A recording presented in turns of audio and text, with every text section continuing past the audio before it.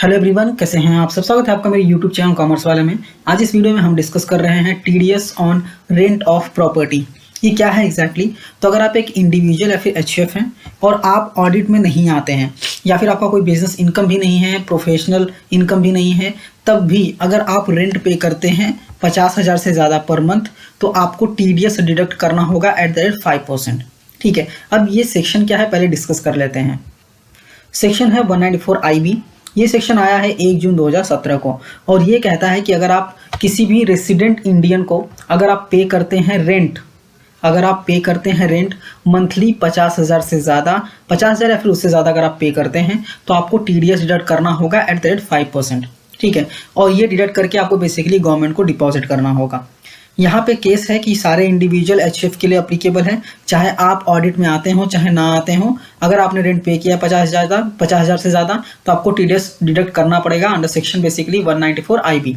ठीक है, आपको 5% टीडीएस डिडक्ट करना होगा और आपको बेसिकली पैन कार्ड लेना होगा सामने वाली पार्टी का, मतलब सामने वाली पार्टी का मतलब जिसको आप रेंट पे कर रहे हैं, मतलब लैंडलॉर्ड का। आपको पैन कार्ड लेना होगा। पैन कार्ड लेने के बाद आपको क्या करना होगा, 26QC करके फॉर्म होता है, वो बेसिकली आपको फिल करना होगा। वो फिल करके आपको पेमेंट करना होगा टीडीएस का। पेमेंट करने के बाद विथिन 15 डेज आपको जो है फॉर्म 16C, जिसको बेसिकली टीडीएस सर्टिफिकेट भी बोलते हैं, वो आपको जनरेट करके डायरेक्टली लैंडलॉर्ड को दे देना होगा। अभी लैंडलॉर्ड क्या करेगा, वो अपना 26AS चेक कर सकता है। अगर आप लैंडलॉर्ड हैं और आप ये वीडियो देख रहे हैं तो आप अपना 26AS चेक कर लीजिए, उसमें डेफिनेटली टीडीएस का डिटेल्स दिखेगा अगर आपके टेनेंट ने 26QC फाइल किया है एंड आपको फॉर्म 16 जनरेट करके दिया है। तो अभी सवाल ये आता है कि हमने ये समझ लिया कि हम एक इंडिविजुअल हैं और हम 50,000 से ज़्यादा रेंट पे करते हैं, हमारा कोई भी बिजनेस इनकम नहीं है, तो आपको क्या करना होगा, आपको टैन लेने की ज़रूरत नहीं है, आप पैन के थ्रू पेमेंट करेंगे। ठीक है, कैसे पे करना है, सिंपली आपको गूगल पे जाना है, सर्च करना है ऑनलाइन टैक्स पेमेंट और यहाँ पे पहला वाला ऑप्शन आ जाएगा। ठीक है, इसको स्टार्ट करने से पहले मैं आपको बता दूं, अगर ये वाला पेज आप पूरा रीड करना चाहते हैं तो ये लिंक मैं डिस्क्रिप्शन दे दूंगा, आप चाहिए तो रीड कर सकते हैं। ठीक है, इसके बाद पेमेंट करने के लिए आपको ऑनलाइन टैक्स पेमेंट सर्च करना है और पहला वाला ऑप्शन मिल जाता है ई पेमेंट फॉर टीम। इस पर आपको क्लिक कर देना है। जैसे ही क्लिक करेंगे यहाँ पे सारे चालान्स जो हम पे करते हैं नॉर्मली, सारे चालान्स यहाँ पे मिल जाते हैं आपको। यहाँ पे स्क्रॉल डाउन करेंगे तो यहाँ पे आपको चालान मिलेगा TDS on rent of property form 26QC, जो कि हमने अभी बात की। प्रोसीड पे आपको यहाँ पे क्लिक कर देना है अगर आप रेंट के लिए बेसिकली पे कर रहे हैं तो। इसके बाद आपका ये फॉर्म जो है वो ओपन हो जाएगा। यहाँ पे ये फॉर्म बेसिकली आपको भरना होता है, भरने के बाद पेमेंट करना होता है। ठीक है, यहाँ पे ये सारी चीज़ें आप देखेंगे तो ये सारी चीज़ें यहाँ पे टिक करने के लिए नहीं आएंगी। ये सारी चीज़ें खुद से जो है सारी चीज़ें आती हैं, जो आगे डिटेल्स आप भरेंगे।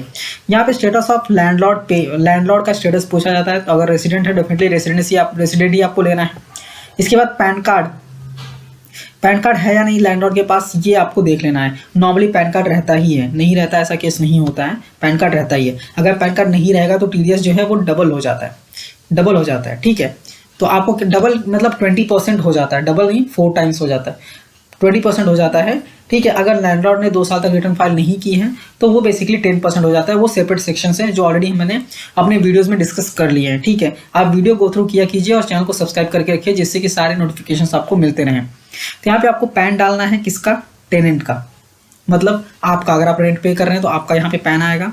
यहाँ पे आपको पैन कंफर्म करना होगा, मतलब वापस से पैन डालना होगा। फिर यहाँ पे लैंडलॉर्ड का पैन आएगा और वापस से लैंडलॉर्ड का पैन यहाँ पे आपको डालना है और कंफर्म करना है। इसके बाद आपको नेक्स्ट पे क्लिक कर देना है। तो पर्सनल इन्फॉर्मेशन है, इसके लिए मैं यहाँ पे आपको दिखाऊंगा नहीं, पैन कार्ड डाल के मैं नेक्स्ट करने वाला हूँ। उसके बाद नेक्स्ट पेज पे दिखाऊंगा मैं आपको क्या करना है। जैसे ही नेक्स्ट करेंगे यहाँ पे एड्रेस पूछेगा। नॉर्मली जो मेन चीज़ें होती हैं ना वो पैन कार्ड के बेसिस पे यहाँ पे खुद से आ जाता है। ठीक है, यहाँ पे आप देख सकते हैं जैसे ही पैन कार्ड डालेंगे ना तो ये बेसिक चीज़ें यहाँ पे आ जाती हैं जो इंपॉर्टेंट फील्ड है। आप चाहें तो यहाँ पे सारी डिटेल्स भर सकते हैं। ठीक है, कोई दिक्कत नहीं है। और अगर आप चाहें ये जो आ रहा है गलत भी आ रहा है तो इसको आप चेंज भी कर सकते हैं। ठीक है, यहाँ पे आपको ईमेल आईडी डालना है, मोबाइल नंबर डालना है। इसके बाद आपको क्या करना है, यहाँ पे सिलेक्ट करना है कि जो टेनेंट है वो एक से ज़्यादा है या नहीं। अगर है तो यस करना है। अगर यस करेंगे तो बेसिकली आपको ये फॉर्म वापस से भरना पड़ेगा। ठीक है, मतलब पहले के लिए आप भर रहे हैं फिर वापस से दूसरे के लिए भी भरना पड़ेगा। अगर नो कर रहे हैं तो बेसिकली, अगर नहीं है तो नो कर देना है आपको। ऐसे ही लैंडलॉर्ड के भी डिटेल्स यहाँ पे भरने हैं, email ID, mobile number mandatory है, सारी चीज़ें डालनी है। और यहाँ पे भी आपको सिलेक्ट करना है कि वेदर 2 लैंडलॉर्ड है या फिर 1 लैंडलॉर्ड है। तो अगर एक ही है तो आपको सीधा नो कर देना है। ठीक है, मोर देन 1 नो। ठीक है, इसका आपको नो करके रख देना है, क्योंकि अगर आप यहाँ पे देखेंगे अगर एक से ज़्यादा बायर भी होंगे, एक से ज़्यादा टेनेंट होंगे और एक से ज़्यादा सेलर होंगे, मतलब 2 सेलर, मान लो 2 सेलर और 2 बायर हैं, या फिर 2 टेनेंट है बेसिकली, बायर बार बार मेरे मुंह से निकल रहा है, तो 2 टेनेंट हैं और 2 लैंडलॉर्ड हैं अगर, तो टोटल 4 बार फॉर्म आपको भरना पड़ेगा। तो वो मैं यहाँ पे डिस्कस कर रहा हूँ कि एक ही टेनेंट है और एक ही ओनर है, ठीक है। ये भरने के बाद आपको क्या करना है, सीधा नेक्स्ट पे क्लिक कर देना है, ठीक है। तो मैं यहाँ पे ईमेल आईडी मोबाइल नंबर डाल देता हूँ, इसके बाद मैं नेक्स्ट पे क्लिक करके आपको आगे दिखाता हूँ। नेक्स्ट करने के बाद आपको प्रॉपर्टी की डिटेल्स भरनी है, ये इंपॉर्टेंट है, ठीक है। आपको यहाँ पे कैटेगरी सेलेक्ट करनी है, लैंड है, बिल्डिंग है, बोथ है। तो भी नॉर्मली बिल्डिंग ही रहता है, शॉप अपार्टमेंट्स या फिर फ्लैट्स रहते हैं, ठीक है। यहाँ पे आपको बिल्डिंग का एड्रेस डालना है कि बिल्डिंग का एड्रेस क्या है। तो यहाँ पे डिस्ट्रिक्ट मैंडेटरी है, फॉर एग्जाम्पल मैं यहाँ पे डिस्ट्रिक्ट डाल देता हूँ, ठीक है। डिस्ट्रिक्ट, स्टेट और पिन कोड जो है ये मैंडेटरी होता है, तो ये आपको बेसिकली डाल देना है प्रॉपरली, ठीक है। जो भी आपका ये मोस्टली क्या रहता है, पूरा डालेंगे तो ज़्यादा अच्छा है, बट डिस्ट्रिक्ट, स्टेट और पिन कोड जो है वो मैंडेटरी होता है। यहाँ पे आपको पीरियड डालनी है, कितने पीरियड तक आप रेंट में थे, तो 12 मंथ्स आप डाल दीजिए, ठीक है। 12 महीने थे तो 12 महीने डाल दीजिए, 9 महीने थे 9 महीने डाल दीजिए, 10 महीने थे उतना डालना है आपको, फिर ठीक है। अब यहाँ पे देखना है total value of rent payable, कितना रेंट आपने पे किया हुआ है या फिर करने वाले हैं। तो मैं एग्जांपल देता हूँ, अगर 1 लाख रेंट पे कर रहे हैं तो मतलब टोटल 12 महीने में कितना पे करने वाले हैं, 12 लाख, ठीक है। 1 2 3 4 5। इसके बाद नेक्स्ट सवाल आता है कि आपने लास्ट महीने में कितना पे किया था। लास्ट महीने में सिंपल सा लॉजिक है, 1 लाख रुपए पे किया था क्योंकि 1 लाख रुपए मेरा रेंट है, तो यहाँ पे 1 लाख रुपए नहीं डाल दिया मैंने, ज़्यादा डाल दिया, यहाँ 1 लाख रुपए यहाँ पे किया था। फिर नेक्स्ट आता है सवाल की डेट ऑफ पेमेंट क्या था। तो मोस्टली क्या करते हैं लोग, मार्च के टाइम में, मतलब अगर पूरा साल भर रेंट में थे तो मार्च के टाइम पे ही जो है टीडीएस पे करते हैं। लेकिन ड्यूरिंग द ईयर अगर छोड़ के जाते हैं तो जो जिस मंथ में छोड़ के गए हैं उसके प्रीवियस मंथ का बेसिकली यहाँ पे डेट डालते हैं। तो अगर एग्जांपल अगर मैं लेता हूँ कि आप मार्च में मतलब ड्यूरिंग द ईयर पूरा थे तो आपको 31 सेलेक्ट करना है, इसके बाद यहाँ पे मार्च सेलेक्ट कर लेना है, इसके बाद फॉर एग्जांपल 2022 तक थे आप, ओके, या फिर अभी भी रह रहे हैं बट आपको टीडीएस पे करना है, इसलिए आपको ये डेट डालना होगा। तो ये डेट बेसिकली क्या है ना, 31 मार्च 2022 आपने डाल दिया, 31 मार्च 2022 आपने डाल दिया। यहाँ पे एक्चुअली 31 मार्च 2022 नहीं डाल सकता मैं, क्योंकि यहाँ पे अभी आज का डेट क्या है 2/12/2022, मैं यहाँ पे 2 बार डाल देता हूँ, क्योंकि अगर आप नहीं ऐसा करेंगे ना तो आपको लेट फीस और पेनल्टी वाला चक्कर आ जाता है, तो आपको ऐसा नहीं करना है, 31 मार्च ही डालना है आपको। बट यहाँ पे मैं क्या कर रहा हूँ, यहाँ पे मैं बेसिकली क्या कर रहा हूँ, यहाँ पे मैं बता रहा हूँ 2 दिसंबर को, तो मैं फिलहाल 2 दिसंबर यहाँ पे डाल रहा हूँ, पर आप 31 मार्च डालिए, कोई भी दिक्कत नहीं है। अदरवाइज पेनाल्टी वाला चक्कर आ जाता है, तो आप पेनाल्टी से बचिए और डेट प्रॉपरली डालिए, ठीक है।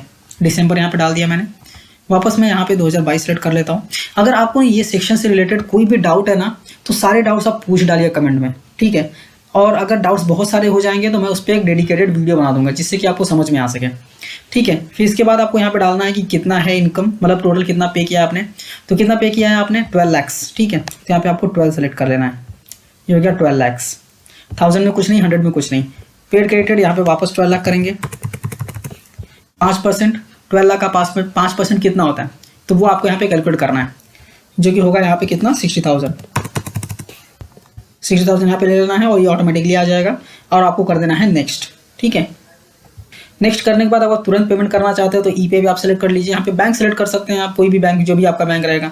सेलेक्ट करने के बाद यहाँ पे आपको क्या करना है, कैप्चा डाल देना है और आपको कर देना है यहाँ पे प्रोसीड। इसके बाद साइड डिटेल्स आ जाएंगी, आपको बेसिकली चेक कर लेना है। पर्सनल इन्फॉर्मेशन इसे फटाफट कर रहा हूँ मैं। आपको एग्री पे क्लिक करना है, क्लिक करने के बाद कंफर्म पे क्लिक कर देना है। जैसे आप कंफर्म पे क्लिक करेंगे यहाँ पे ऑप्शन आएगा कि आप रेफरेंस नंबर सेव करके रखिए, क्लोज करना है आपको, स्क्रॉल डाउन करना है। स्क्रॉल डाउन करने के बाद आपको फॉर्म जो है प्रिंट करके बेसिकली अपने पास रख लेना है। इसके बाद आपको क्या करना है, सबमिट टू द बैंक कर देना है। जो भी बैंक आपने सेलेक्ट किया होगा उसका नेट बैंकिंग यूज़ करना है और पेमेंट कर देना है, ठीक है। तो एज सिंपल एज दैट। तो आपको फटाफट ये सारे पेमेंट्स कर देना है। उसके बाद नेक्स्ट प्रोसेस में आपको बताने वाला हूँ कि आपको फॉर्म 16 के लिए अप्लाई कैसे करना है, वो नेक्स्ट वीडियो में बताऊंगा। इससे रिलेटेड, ये सेक्शन से रिलेटेड कोई भी डाउट है तो मुझे कमेंट करके पूछिए, एक डेडिकेटेड वीडियो आपको डेफिनेटली बना के मैं दूंगा। वीडियो अच्छी लगी है तो लाइक कीजिए, अपने दोस्तों के साथ भी शेयर कीजिए और ऐसे ही वीडियोस देखने के लिए चैनल को सब्सक्राइब करना मत भूलिए। मिलते हैं नेक्स्ट वीडियो में। Thank you for watching.